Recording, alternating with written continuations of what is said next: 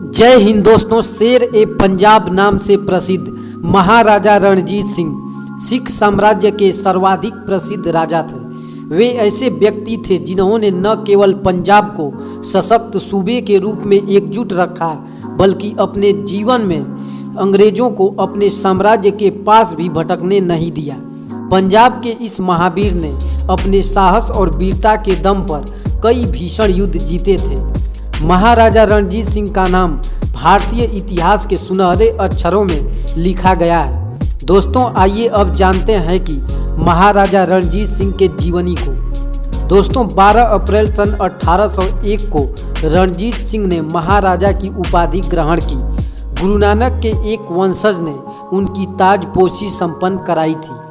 उन्होंने लाहौर को अपनी राजधानी बनाया और 1802 में अमृतसर की ओर रुख किया। महाराजा रणजीत सिंह के बचपन का जीवन काफ़ी कष्टदायक रहा। बचपन में रणजीत सिंह चेचक की बीमारी से ग्रसित हो गए थे। उसी कारण उनकी बाईं आंख दृष्टिहीन हो गई थी। ब्रिटिश इतिहासकार J.T. व्हीलर के अनुसार अगर वह एक पीढ़ी पुराने होते तो पूरे हिंदुस्तान को ही फतेह कर लेते। महाराजा रणजीत सिंह पढ़े लिखे नहीं थे, लेकिन उन्होंने अपने राज्य में शिक्षा और कला को बहुत प्रोत्साहित दिया। उन्होंने पंजाब में कानून एवं व्यवस्था कायम की और कभी भी किसी को सजा ए मौत नहीं दी। दोस्तों, महाराजा रणजीत सिंह का जन्म 13 नवंबर 1780 में गुजरावाला, जो अब पाकिस्तान में है, हुआ था। जब उनका जन्म हुआ तो उस समय पंजाब पर सिखों और अफगानों का राज चलता था, जिन्होंने पूरे पंजाब को कई भागों में बांट रखा था। रणजीत सिंह के पिता उस समय मिसल के कमांडर थे।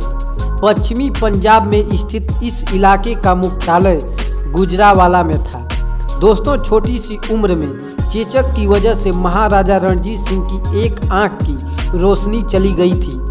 महज 12 वर्ष के थे तब पिता चल बसे और राजपाट का सारा बोझ इन्हीं के कंधों पर आ गया। खेलने कूदने की उम्र में ही नन्हे रणजीत सिंह को मिसल का सरदार बना दिया गया था और उस समय जिम्मेदारी को उन्होंने बखूबी निभाया।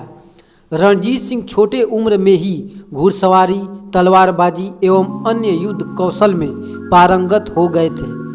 रणजीत सिंह अपने पिता के साथ अलग अलग सैनिक अभियानों में जाने लगे थे। महाराजा रणजीत सिंह को कोई औपचारिक शिक्षा नहीं मिली थी, वह अनपढ़ थे। दोस्तों, महाराजा रणजीत सिंह स्वभाव के अत्यंत सरल व्यक्ति थे। महाराजा की उपाधि प्राप्त कर लेने के बाद भी रणजीत सिंह अपने दरबारियों के साथ भूमि पर विराजमान होते थे। वह अपने उदार स्वभाव, न्यायप्रियता और समस्त धर्मों के प्रति समानता रखने की उच्च भावना के लिए प्रसिद्ध थे। वे अपनी प्रजा के दुखों और तकलीफों को दूर करने के लिए वह हमेशा कार्यरत रहते थे। अपनी प्रजा की आर्थिक समृद्धि और उनकी रक्षा करना ही मानो उनका धर्म था। दोस्तों, महाराजा रणजीत सिंह ने 40 वर्षों तक शासन किया। अपने राज्य को उन्होंने इस कदर शक्तिशाली और समृद्ध बनाया था कि उनके जीते जी किसी आक्रमणकारी सेना की उनके साम्राज्य की ओर आंख उठाने की हिम्मत नहीं होती थी। दोस्तों, आइए जानते हैं महाराजा रणजीत सिंह की शासन नीति कैसी थी। आरंभ में उनका शासन केवल एक छोटे से भूखंड पर था और सैन्य बल भी सीमित था। 1793 से 1798 के बीच अफगान शासक जमान शाह के निरंतर आक्रमणों के फलस्वरूप पंजाब में इतनी अराजकता फैल गई कि 19 वर्षीय रणजीत सिंह ने 1799 ईस्वी के जुलाई मास में लाहौर पर अधिकार कर लिया और जमान शाह ने परिस्थितिवश उनको वहां का उपशासक स्वीकार करते हुए राजा की उपाधि प्रदान की।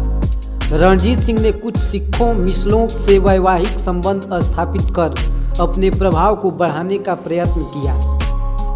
1805 में उन्होंने अमृतसर और जम्मू पर अधिकार कर लिया। अब पंजाब की राजनैतिक राजधानी लाहौर तथा धार्मिक राजधानी अमृतसर दोनों ही उनके अधीन आ गया। इस समय तक फ्रांस का नेपोलियन अपने चरमोत्कर्ष पर था, अतः उनका प्रभाव भारत पर न पड़े, इसके लिए तत्कालीन गवर्नर जनरल लॉर्ड मीटो ने पंजाब, ईरान व अफगानिस्तान में अपने दूत भेजे। 25 अप्रैल 1809 को चार्ल्स मैटकाफ और महाराजा रणजीत सिंह के मध्य अमृतसर की संधि संपन्न हुई।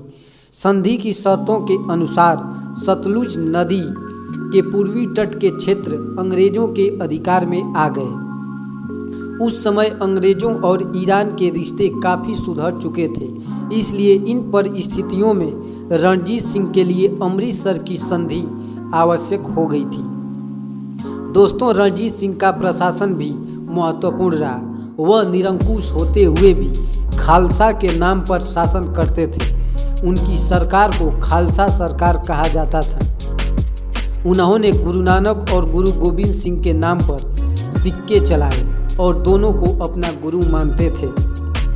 भारतीय इतिहास में अपनी जगह बनाने वाले प्रचंड पराक्रमी महाराजा रणजीत सिंह 58 साल की उम्र में 7 जून 1839 को मृत्यु को प्राप्त हुए। उन्होंने अपने अंतिम सांसें लाहौर में ली। सदियों बाद भी आज उन्हें अपने साहस और पराक्रम के लिए याद किया जाता है। दोस्तों, सबसे पहली सिख खालसा सेना संगठित करने का श्रेय भी महाराजा रणजीत सिंह को जाता है। उनकी मृत्यु के बाद उनके पुत्र महाराजा खड़क सिंह ने उनकी गद्दी संभाली। दोस्तों, ये वीडियो आपको कैसा लगा?